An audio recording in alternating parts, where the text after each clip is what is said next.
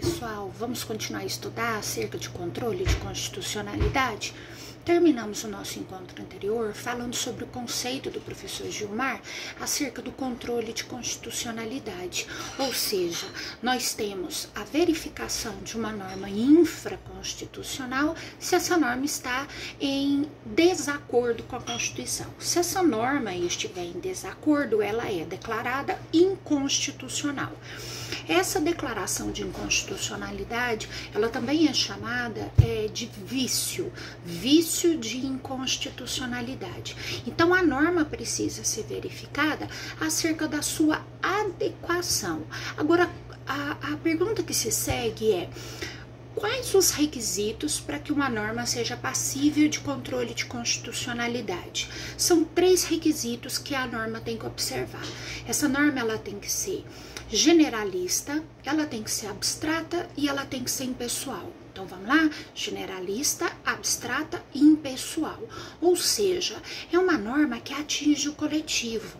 É a norma que foi criada para todos e não para um sujeito específico. Então as normas primárias entram aí as emendas à Constituição, os tratados internacionais de direitos humanos ou tratados internacionais comuns, as leis complementares, leis ordinárias, leis delegadas, medidas provisórias, constituições estaduais. Essas normas são normas primárias, elas são abstratas, elas atingem toda uma coletividade, elas são impessoais, elas não foram dirigidas a um sujeito específico, uma categoria de sujeitos específicos. Ela é generalista, ela atinge as relações jurídicas que forem constituídas com aquelas características. Agora, as normas que não possuem essa característica, e aí eu trouxe no material de vocês uma citação que eu acho muito bacana do professor Paulo Roberto Figueiredo Dantas, que ele diz assim: são normas não passíveis de controle de constitucionalidade, aquelas editadas pelo poder constituinte originário. Óbvio, a Constituição ela é o parâmetro, então a Constituição, o texto original da Constituição, ele não sofre parâmetro de constitucionalidade porque ele é original, ele é primário, é dele que emana todas as outras ordens. Normas infraconstitucionais anteriores à Constituição. As normas que já existiam antes da Constituição de 88, elas sofreram o processo de recepção, e aquelas que estavam em flagrante desacordo com a Constituição, elas foram revogadas. Então, esse processo de quando a Constituição é feita e a verificação das normas que já estavam em vigor, como por exemplo Código Penal, Código de Processo Penal, Código Tributário, são legislações anteriores à Constituição de 88. Essas normas, na edição da Constituição, no dia 5 de outubro de 88, elas sofreram o processo de recepção.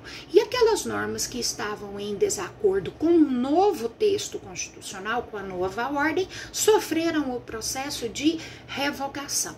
A terceira norma bloco de normas que o professor Paulo Roberto apresenta são as normas secundárias.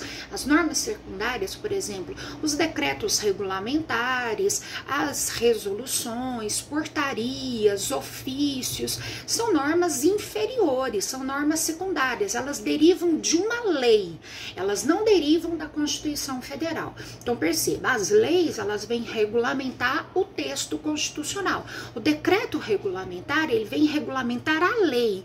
Então ele não sofre controle de constitucionalidade, ele sofre controle de legalidade.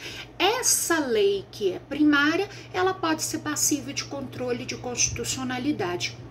Mas essa norma secundária, ela é passível de controle de legalidade, porque ela não emana relações jurídicas, ela não cria relações jurídicas, ela é dirigida, ela é pessoal, ela não goza de abstração, ela não goza de generalidade. Então, normas secundárias são passíveis de controle de legalidade e não de constitucionalidade. O próximo bloco que o professor apresenta conhecimento, professor Dantas, são as súmulas dos tribunais. Como nós sabemos, as súmulas é um resumo da jurisprudência pacificada daquele tribunal e ele edita um texto resumido, trazendo a essência daquela jurisprudência. Só que jurisprudência não é vinculante, excetuando a súmula vinculante do artigo 103A da Constituição. As súmulas comuns, elas podem ser enfrentadas pelos juízos inferiores, pelos juízes de primeiro grau, até mesmo de segundo grau, na hora da sua decisão, na sua análise do caso concreto. Então, súmulas não são passíveis de controle de constitucionalidade. Os atos estatais não revestidos de generalidade e abstração, que são aqueles atos concretos, aqueles atos pessoais, por exemplo, um edital de concurso, ele é específico, então ele sofre controle de legalidade, não de controle de constitucionalidade. E por fim, normas revogadas. Aquela norma que já foi revogada pelo legislativo, ela não pode ser enfrentada pelo Poder Judiciário, justamente porque essa norma já não existe mais, ela já não cria novas relações jurídicas, então ela não está mais inserida no ordenamento jurídico. E provocar o Poder Judiciário seria tão somente uma provocação histórica, e o Poder Judiciário já tem uma sobrecarga de trabalho. Então essas normas não são passíveis de controle de constitucionalidade. Quando a gente fala nos requisitos para analisar essa norma, nós vamos analisar a norma sob dois aspectos, ou dois requisitos: requisito formal ou requisito material, ou os dois. Formal vem da palavra forma, procedimento. Então nós sabemos que a Constituição Federal, ela traz um processo legislativo, um processo dizendo como que aquela norma vai ser feita, quais são as características e etapas para a feitura de uma lei ordinária, de uma lei complementar, de uma lei delegada, de uma medida provisória, o processo de recepção do tratado internacional. Então, quando eu falar em formalidade do processo legislativo, a gente está falando de requisito formal. Um outro requisito formal é competência. Se aquela pessoa que fez o ato é competente para tal. Então, existem atos que são de competência privativa do Executivo, existem atos que são de competência privativa da União, ou do Estado, ou do município. Então, a gente vai olhar a competência tanto do poder quanto da entidade federativa.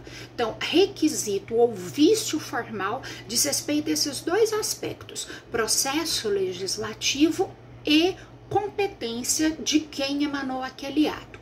O próximo requisito ou vício é o vício material, diz respeito a conteúdo. Material vem de matéria, conteúdo. O conteúdo daquela norma infraconstitucional, ele está em desacordo com o conteúdo da Constituição, e eu não posso ter esse tipo de ferimento.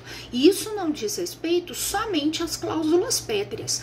Qualquer conteúdo constitucional é hierarquicamente superior a um conteúdo infraconstitucional, a um conteúdo legal. Então, eu não posso ter uma norma primária dentro do ordenamento jurídico em desacordo com o conteúdo da Constituição.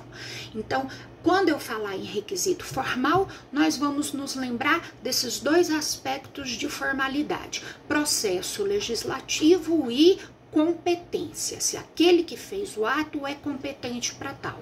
Quando falarmos em requisito material, ou uma norma padece de vício material, é o conteúdo daquela norma que está em desacordo com o conteúdo da Constituição. E aí, quem que vence? Sempre a Constituição.